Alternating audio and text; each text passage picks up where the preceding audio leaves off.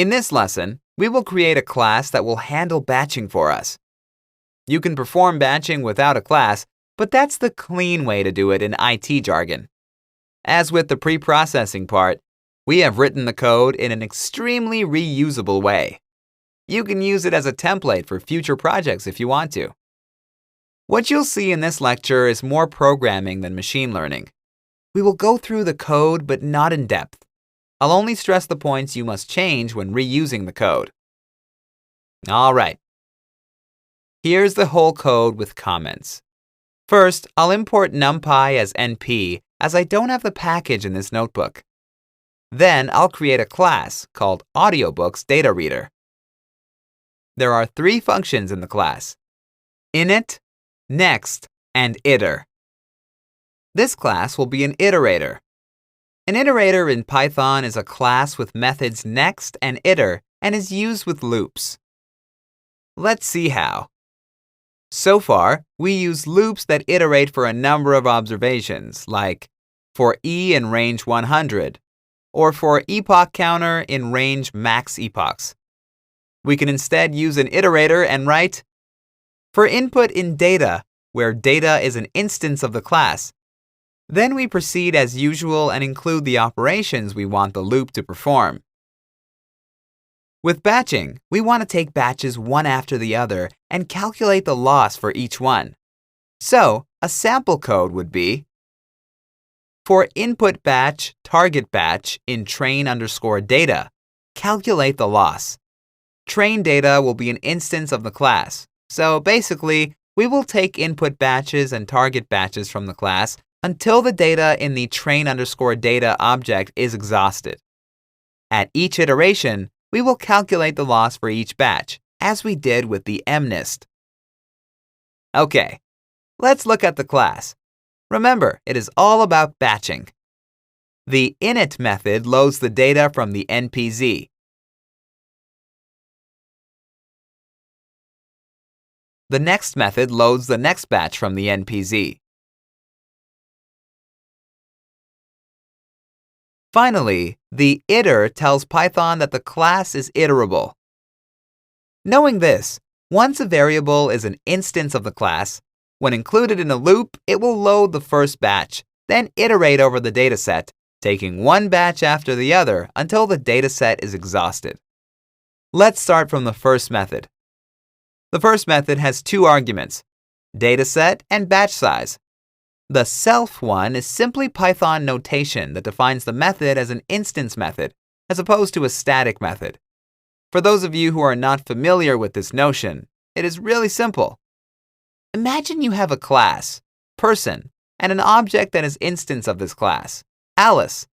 A static method, say hi, defined without self would be called as person.sayHi parentheses. One defined with self would be called as Alice.sayHi parentheses. So, the difference between writing self or not is whether the method will be assigned to instances of the class or to the class itself. Back to our method, it has only 2 real arguments, dataset and batch size. The batch size is an optional argument. If we don't include it when calling the class will assume it has to load all the data as a single batch.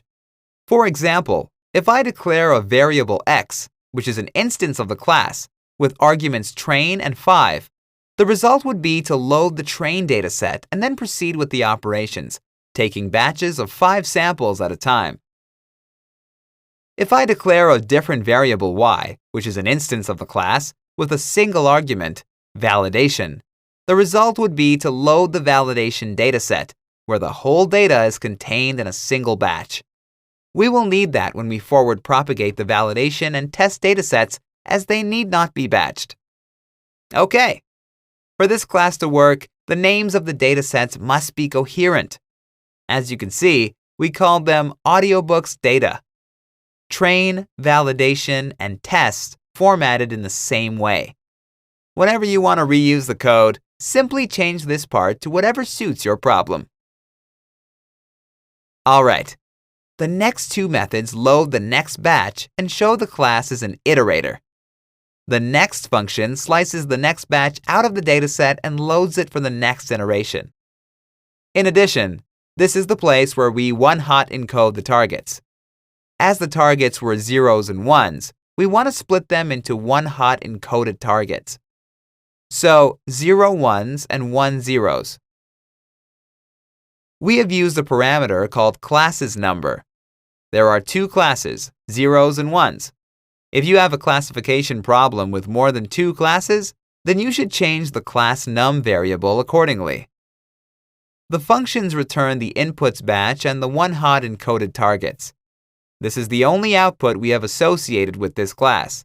Therefore, our earlier example, for input batch, target batch in train data basically means we take the input and target batches from this return operation.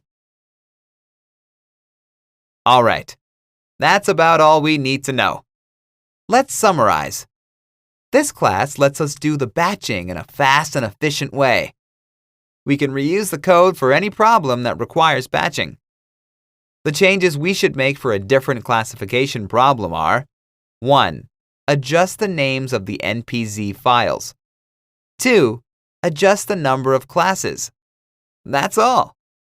In the next lesson, we will create our machine learning algorithm. It will be an interesting one. Thanks for watching.